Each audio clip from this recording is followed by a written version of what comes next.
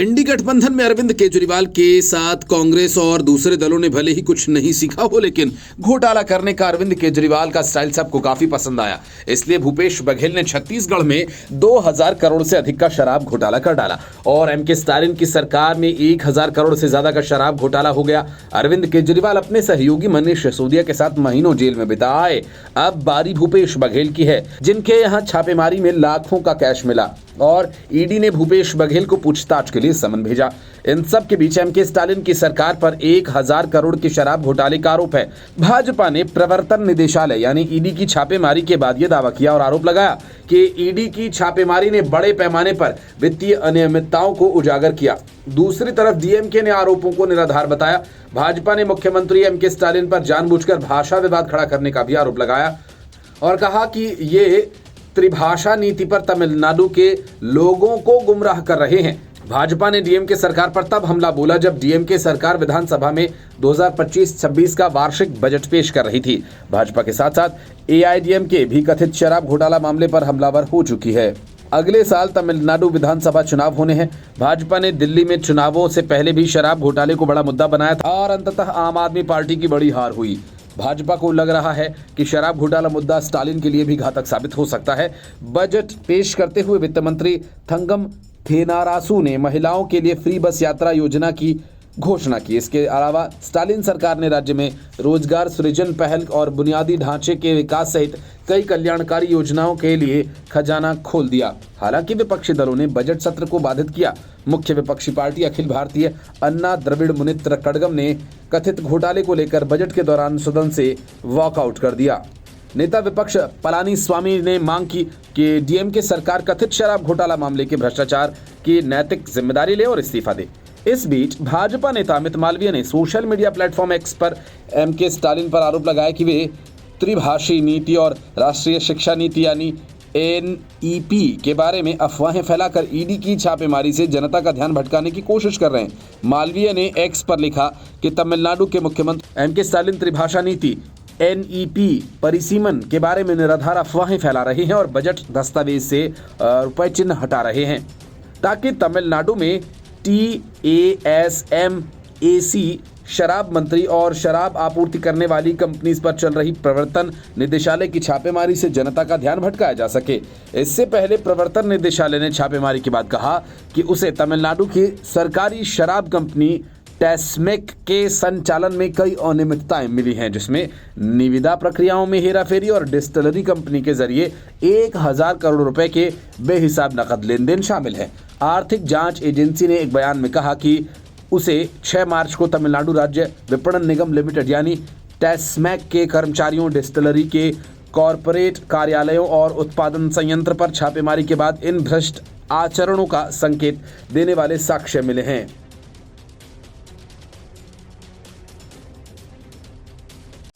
होली के रंगों को बदरंग करने की ममता बनर्जी की तमाम कोशिशें नाकाम हो गईं और पश्चिम बंगाल के लोगों ने पूरे उत्साह से होली का रंगीला त्योहार मनाया। अब बारी रामनवमी की है, जिसके अवसर पर निकाला जाने वाला जुलूस ममता बनर्जी की आंखों में हमेशा से खटकता रहा है। 1 साल पहले रामनवमी के जुलूस पर हमला हुआ था और बंगाल में कई जगहों पर हिंसा हुई थी। पुलिस प्रशासन ने कई जगहों पर जुलूस को रोकने की कोशिश की, लेकिन इस बार बीजेपी पूरी तरह से सतर्क है और इसी वजह से बीजेपी ने पहले ही ऐलान कर दिया कि भगवान राम की पूजा करने के लिए किसी से इजाजत लेने की कोई जरूरत नहीं है। इसी वजह से बंगाल में बड़े पैमाने पर निकलने वाले जुलूस के लिए इस बार प्रशासन या पुलिस से कोई इजाजत नहीं लेनी होगी। बीजेपी ने पश्चिम बंगाल में रामनवमी को व्यापक पैमाने पर मनाने की रणनीति तैयार करने का दावा किया है। बीजेपी के एक सीनियर लीडर ने इसको लेकर एक बड़ी बात कही। दिलचस्प बात यह कि साल 2026 में मार्च अप्रैल के दौरान विधानसभा चुनाव होने हैं। ऐसे में बीजेपी के इस महाअभियान को उसी से जोड़कर देखा जा रहा है। पिछले साल रामनवमी को लेकर पश्चिम बंगाल में खूब अफरा तफरी मची थी। बीजेपी ने मुख्यमंत्री ममता बनर्जी की सरकार पर कई गंभीर आरोप भी लगाए थे। अब भाजपा ने एक बार फिर से पश्चिम बंगाल में व्यापक पैमाने पर रामनवमी का त्योहार मनाने की घोषणा कर दी। बीजेपी के सीनियर लीडर शुभेंदु अधिकारी ने रामनवमी को लेकर पार्टी के प्लान के बारे में बताया। इस बार 6 अप्रैल 2025 को रामनवमी मनाई जाएगी। शुभेंदु अधिकारी अपने विधानसभा क्षेत्र नंदीग्राम में आयोजित एक कार्यक्रम में रामनवमी प्लान के बारे में जानकारी दी। उन्होंने रामनवमी के आयोजकों से कहा कि उन्हें रामनवमी के मौके पर धार्मिक जुलूस निकालने के लिए प्रशासन से अनुमति लेने की जरूरत नहीं। पश्चिम बंगाल विधानसभा में विपक्ष के नेता शुभेंदु अधिकारी ने कहा कि प्रभु श्री राम की पूजा अर्चना करने के लिए हमें किसी से परमिशन की जरूरत नहीं। भाजपा के सीनियर लीडर शुभेंदु अधिकारी ने बताया कि पश्चिम बंगाल में इस बार रामनवमी के मौके पर राज्य भर में तकरीबन 2000 जुलूस निकाले जाएंगे। इन रैलियों में 1 करोड़ से ज्यादा हिंदुओं के हिस्सा लेने की संभावना है। शुभेंदु अधिकारी ने कहा कि पिछले साल 50,000 हिंदुओं ने 1000 रामनवमी रैलियां निकाली और हिस्सा लिया। इस साल कम से कम 1 करोड़ हिंदू 6 अप्रैल को 2000 रैलियां निकालकर पूरे राज्य में सड़कों पर उतरेंगे। जुलूस निकालने के लिए प्रशासन से कोई अनुमति न ले। भगवान राम की पूजा करने के लिए हमें अनुमति की आवश्यकता नहीं। हम शांतिपूर्ण रहेंगे, लेकिन यह सुनिश्चित करना प्रशासन का काम है कि दूसरे लोग भी शांतिपूर्ण रहें। शुभेंदु अधिकारी ने घोषणा की कि इस साल के अंत तक उनके निर्वाचन क्षेत्र सोनाचूरा में राम मंदिर का निर्माण कर लिया जाएगा। सत्तारूढ़ तृणमूल कांग्रेस और विपक्षी सीपीआईएम ने बीजेपी नेता पर निशाना साधते हुए उन पर विभाजन और धर्म की राजनीति में लिप्त होने का आरोप लगाया। ममता सरकार में मंत्री फिरहाद हाकिम ने शुभेंदु अधिकारी के दावे पर तीखी प्रतिक्रिया व्यक्त की। फिरहाद हाकिम ने कहा कि राज्य के लोग शुभेंदु अधिकारी जैसे भाजपा नेताओं की किसी भी बयानबाजी से प्रभावित नहीं होंगे। फिरहाद हाकिम ने कहा, हर किसी को धार्मिक अनुष्ठान करने और त्योहारों को अपनी इच्छा के अनुसार मनाने का अधिकार है। रामकृष्ण विवेकानंद, श्री चैतन्य और रविंद्रनाथ टैगोर की भूमि पर लोगों को कट्टरपंथियों के बयानों से प्रभावित नहीं किया जा सकता। जो लोग रामनवमी पर रैलियां निकालना चाहते हैं वे ऐसा करेंगे। उन्हें शुभेंदु अधिकारी के कहने की जरूरत नहीं है। Bureau report, news of India. Arvind Kejriwal को पंजाब में रीलॉन्च होने की ऐसी चुल मची कि विपश्यना को पूरा करने की भी जरूरत नहीं समझी और होली के ठीक अगले ही दिन फटाफट विपश्यना केंद्र से अपनी पत्नी के साथ निकल गए। सूत्रों का कहना है कि केजरीवाल विपश्यना की आड़ में पिछले 10 दिनों से पंजाब की सियासत का ताना बाना बुन रहे थे और इसी दौरान पंजाब आम आदमी पार्टी के कई रणनीतिकारों के साथ उन्होंने लंबी चर्चा भी की। इसी वजह से अरविंद केजरीवाल विपश्यना केंद्र से निकलकर सीधा विधायक इंद्रवीर सिंह निज्जर के घर पहुंचे। अरविंद केजरीवाल पंजाब पर फोकस कर रहे हैं।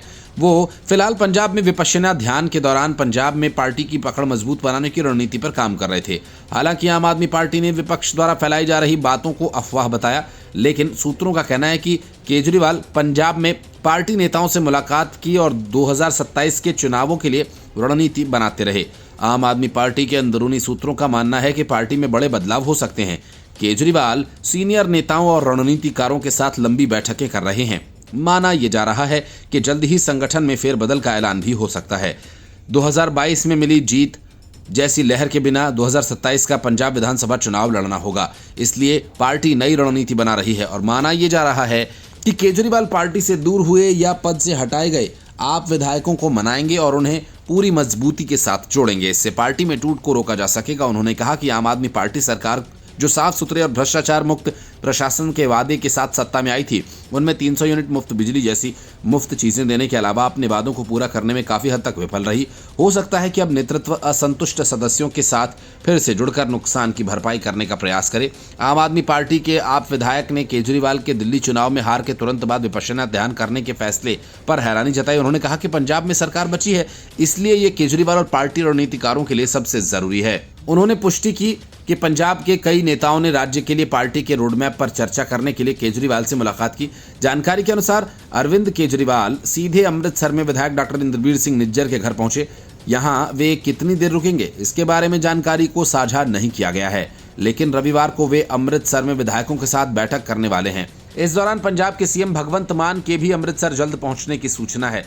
वहीं सोमवार को सीएम मान के साथ अरविंद केजरीवाल लुधियाना भी जा रहे हैं, जहां वे एक रैली करेंगे। इससे पहले वे 5 मार्च को जब वे होशियारपुर पहुंचे थे तो दिल्ली और पंजाब के भाजपा और कांग्रेस नेताओं ने उनके काफिले पर सवाल उठाए थे। भाजपा नेता मनजिंदर सिंह सिरसा, प्रवेश वर्मा और कांग्रेस नेता संदीप दीक्षित के अलावा पंजाब विपक्ष के नेता प्रताप बाजवा और विधायक परगट सिंह जैसे नेताओं ने इस पर सवाल उठाए थे। Bureau report, news of India. विधानसभा चुनावों में शर्मनाक हार का सामना करने के बाद अरविंद केजरीवाल तो पंजाब खिसक गए, लेकिन दिल्ली में पार्टी और उसके नेताओं के सामने मुश्किलों का पहाड़ खड़ा हो गया। ज्यादा दिन नहीं बीते जब कोर्ट ने केजरीवाल के खिलाफ एफआईआर दर्ज करने का आदेश दिया था और पुलिस से मामले की रिपोर्ट 18 मार्च तक देने को कहा था। इसके बाद कानून के शिकंजे में मनीष सिसोदिया और सत्येंद्र जैन फंस गए। शराब घोटाला मामले और मनी लॉन्ड्रिंग मामले में दोनों नेता पहले ही लंबी जेल यात्रा कर चुके हैं। लेकिन लगता है कि अब एक बार फिर दोनों गिरफ्तार किए जा सकते हैं। असल में केजरीवाल के इशारे पर दिल्ली के स्कूल्स में मनीष सिसोदिया और सत्येंद्र जैन ने मिलकर 1200 शौचालय बना दिए, लेकिन फाइल्स में ही नहीं बल्कि केजरीवाल ने इन शौचालयों को क्लासरूम बताकर खूब प्रचारित किया और इसी को दिल्ली का एजुकेशन मॉडल बताकर देश भर में वाहवाही लूटी। लेकिन जब मामले की पोल खुली तो आम आदमी पार्टी के पैरों तले जमीन खिसक गई, क्योंकि इस धोखाधड़ी मामले में राष्ट्रपति द्रौपदी मुर्मू ने मनीष सिसोदिया और सत्येंद्र जैन के खिलाफ FIR दर्ज करने की मंजूरी दे दी है। सूत्रों के मुताबिक ये कार्रवाई दिल्ली के सरकारी स्कूल्स में 1300 करोड़ रुपए के कथित क्लासरूम घोटाला में की गई।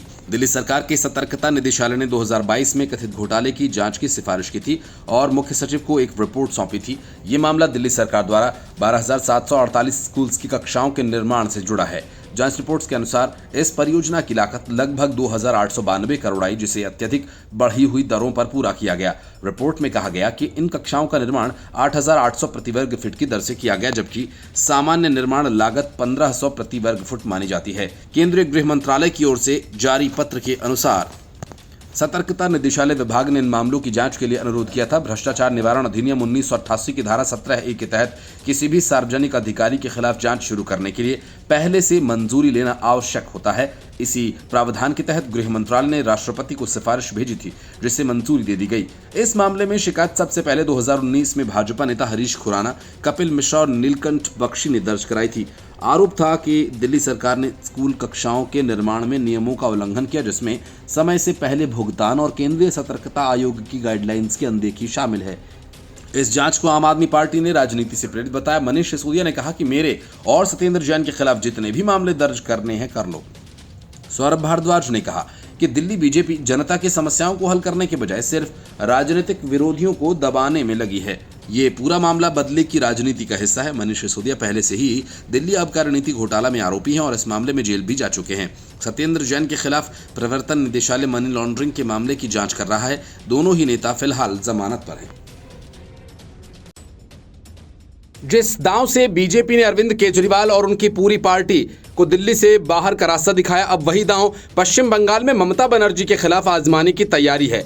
बीजेपी ने दिल्ली में अरविंद केजरीवाल के खिलाफ प्रवेश वर्मा, मनीष सिसोदिया के खिलाफ तजिंदर मारवा को मैदान में उतारकर आम आदमी पार्टी को झटका दिया। सौरभ भारद्वाज, सोमनाथ भारती और सत्येंद्र जैन जैसे नेताओं को भी चुनावी मैदान में उसी तरह से घेर कर हराया।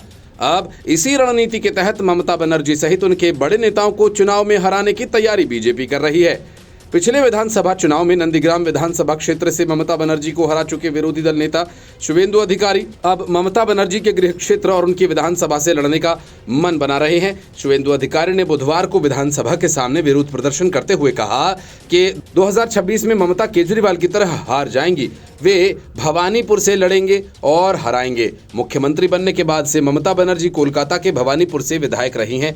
पिछले चुनाव में उन्होंने नंदीग्राम से विधानसभा चुनाव लड़ने का मन बनाया था, जहां से शुभेंदु अधिकारी से वे चुनाव हार गईं। हालांकि ममता बनर्जी ने शुभेंदु अधिकारी के निर्वाचन को कोर्ट में चुनौती दी थी, जो मामला आज तक लंबित है। भवानीपुर विधानसभा क्षेत्र में बड़ी संख्या में गुजराती और पंजाबी वोटर्स हैं, जो अक्सर टीएमसी के साथ रहते हैं। शुभेंदु की चुनौती के बीच आज ममता बनर्जी होली मिलन कार्यक्रम में पहले डांडिया खेलती नजर आई, फिर सिखों के साथ भंगड़े में शामिल हुई। बीजेपी के शुभेंदु अधिकारी ने ममता बनर्जी को खुली चुनौती देते हुए कहा कि आपको भवानीपुर में हराऊंगा और 5 साल हारने की पीड़ा का बोझ उठाना होगा। बंगाल बीजेपी अध्यक्ष सुकांत मजुमदार ने कहा कि शुभेंदु अधिकारी अगर भवानीपुर से लड़ने का दल के पास प्रस्ताव भेजते हैं तो हम अवश्य ये प्रस्ताव स्वीकार करेंगे। ये मेरा भी विश्वास है कि शुभेंदु बाबू अगर भवानीपुर से ममता बनर्जी के खिलाफ चुनाव लड़ेंगे तो अवश्य ही जीत जाएंगे। टीएमसी के पूर्व राज्यसभा सांसद कुणाल घोष ने कहा, शुभेंदु अधिकारी को काली घाट मंदिर के सामने बंधे बकरे की तरह भवानीपुर भेजा जा रहा है। सुकांत मजुमदार, सुकांत या जो बीजेपी के नेता शुभेंदु को भवानीपुर भेज रहे हैं, मानिए उन्हें काली घाट के बलि के बकरे की तरफ बलि के लिए भेजा जा रहा है, चैलेंज के लिए नहीं। लेकिन हकीकत यह है कि अगर शुभेंदु अधिकारी ममता बनर्जी के खिलाफ भवानीपुर से चुनावी मैदान में उतरते हैं तो फिर जीत के लिए ममता बनर्जी को अपनी पूरी ताकत लगानी होगी, क्योंकि तब मामला फंस सकता है। क्योंकि भवानीपुर में वोटों का गणित ममता बनर्जी के लिए कतई सही नहीं है, जो यहां से जीत रही हैं, तो इसलिए क्योंकि उनके खिलाफ कोई बड़ा उम्मीदवार सामने नहीं होता है और शुभेंदु अधिकारी की दावेदारी उस कमी को पूरा कर सकती है। Bureau report, news of India. ज्यादा दिन नहीं बीते जब शशि थरूर ने पीएम मोदी की जमकर तारीफ की थी। उसके बाद केरल की एलडीएफ सरकार की तारीफ में कसीदे पढ़े। बात इतनी ही नहीं बल्कि शशि थरूर ने सीधा सीधा राहुल गांधी पर हमला भी कर दिया। बस फिर क्या था, कांग्रेस और शशि थरूर के बीच ठन गई और बाद में कांग्रेस ने जैसे तैसे मामले को शांत करा दिया और तब लगा कि अब शशि थरूर और कांग्रेस के बीच की सारी दूरियां खत्म हो गई, लेकिन ऐसा हुआ नहीं। अब शशि थरूर की एक सेल्फी से कांग्रेस में हंगामा मच गया। असल में कांग्रेस सांसद शशि थरूर ने केरल के राज्यपाल द्वारा आयोजित रात्रि भोज के दौरान सेल्फी ली और एक्स पर ये तस्वीरें शेयर कर दी, जिनमें सीएम विजयन और राज्यपाल के साथ सेल्फी शामिल है। केरल हाउस में आयोजित कार्यक्रम में राज्य के सांसद केरल के मुख्य मुद्दों पर चर्चा करने के लिए इकट्ठा हुए थे। कांग्रेस सांसद शशि थरूर ने एक्स पर पोस्ट शेयर करते हुए लिखा, ये असामान्य इशारा हमारे राजनीतिक मतभेदों से परे है। साथ ही उन्होंने रात्रि भोज के लिए केरल के राज्यपाल राजेंद्र आर्लेकर का आभार भी व्यक्त किया। इससे पहले कांग्रेस सांसद शशि थरूर ने केरल की अर्थव्यवस्था को मजबूत बनाए रखने के लिए प्रदेश की तारीफ की थी और कांग्रेस को थरूर द्वारा प्रदेश सरकार की तारीफ करना पसंद नहीं आया। कांग्रेस ने थरूर पर विकृत राजनीतिक व्यवहार प्रस्तुत करने का आरोप लगाया, जिससे थरूर और राज्य पार्टी के नेतृत्व के बीच मतभेद की अटकलें लगाई जाने लगी। अपना बचाव करते हुए सांसद ने स्पष्ट किया कि वो केरल राज्य की प्रगति को उजागर कर रही हैं। वहीं थरूर की पार्टी से नाराजगी की खबरें उस समय और बढ़ गईं जब उन्होंने कहा कांग्रेस में उनकी सेवाओं की जरूरत नहीं, उनके पास अन्य विकल्प हैं। हालांकि बाद में थरूर ने स्पष्ट किया था कि उन्होंने समय बिताने के संदर्भ में बात की थी, न कि राजनीतिक विकल्पों के संदर्भ में। कांग्रेस के कुछ नेताओं का मानना है कि थरूर का यह व्यवहार पार्टी लाइन से हटकर है, जिसके चलते आलाकमान पर दबाव बढ़ सकता है। हालांकि थरूर ने अभी तक खुले तौर पर बगावती रुख नहीं अपनाया, लेकिन हालिया कदमों से केरल कांग्रेस में एकजुटता पर सवाल उठ रहे हैं। केरल में विधानसभा के चुनाव होने और ऐसे वक्त में शशि थरूर की नाराजगी कांग्रेस को भारी पड़ सकती है, जो पिछले 10 सालों में सत्ता से बाहर है। Bureau report, news of India.